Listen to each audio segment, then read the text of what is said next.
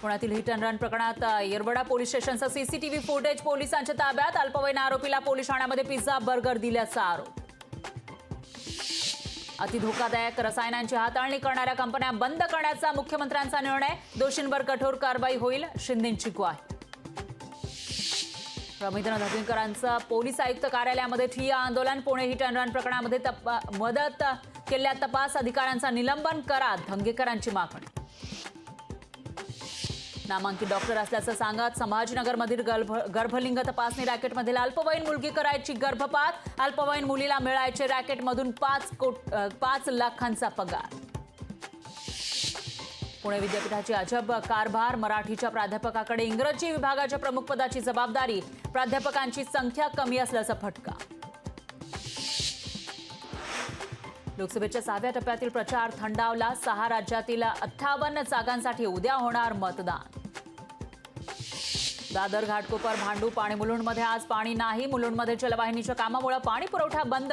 नागरिकांना पाणी जपून वापरण्याचं आवाहन.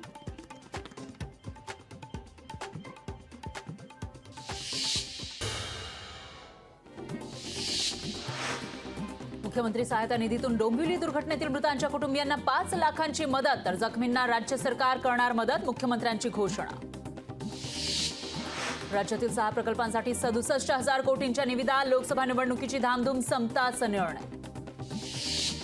एअर इंडियाच्या विमान सेवेमध्ये पुन्हा गोंधळ. 50 विमान उड्डाण फेऱ्या रद्द, तर काही उड्डाणं उशिरानं होणार. भारतीयांकडून परदेशवारीसाठी गेल्या वर्षी 2.64 लाख कोटी रुपये खर्च. तर शिक्षणावरील खर्चात मात्र घट. आरबीआयच्या अहवालातून माहिती समोर.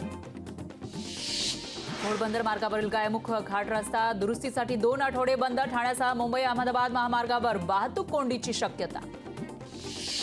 एप्रिलमध्ये पुणे जिल्ह्यामध्ये अवकाळी पावसामुळे 231.34 हेक्टर शेतीचं नुकसान. नुकसानीच्या पंचनाम्यानंतर जिल्हा प्रशासनाचा राज्य सरकारकडे मदतीचा प्रस्ताव. हिंगोली जिल्ह्यामध्ये रक्तपिशव्यांसाठी रुग्णांची भटकंती. रक्तपेढ्यांमध्ये 2 दिवस पुरेल इतकाच रक्तसाठा शिल्लक. रक्तदान करण्याचं प्रशासनाचं आवाहन. पश्चिम रेल्वेवरील विरार वैतरणा आज रात्री ब्लॉकमुळे विरार डहाणू रेल्वे गाड्या रद्द. चर्चगेट डहाणू रोड लोकलच्या वेळापत्रकावर परिणाम. मुंबईत हवेतील आर्द्रतेचं प्रमाण जास्त. उकाड्यामुळे मुंबईकरांना घामाच्या धारा. उकाडा आणखी काही दिवस राहण्याचा अंदाज. उत्तर भारतामध्ये तीव्र उष्णतेच्या लाटेचा तडाखा. राजस्थानात उन्हामुळे एका दिवसात 5 लोकांचा मृत्यू. तर म्यानमार, बांगलादेश आणि थायलंडमध्ये महिनाभरात 100 पेक्षा जास्त लोक दगावले.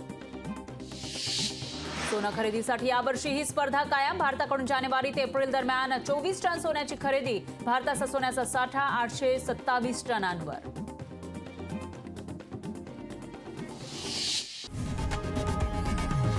लोकशाही मराठी ऐका, पहा, जागरूक रहा.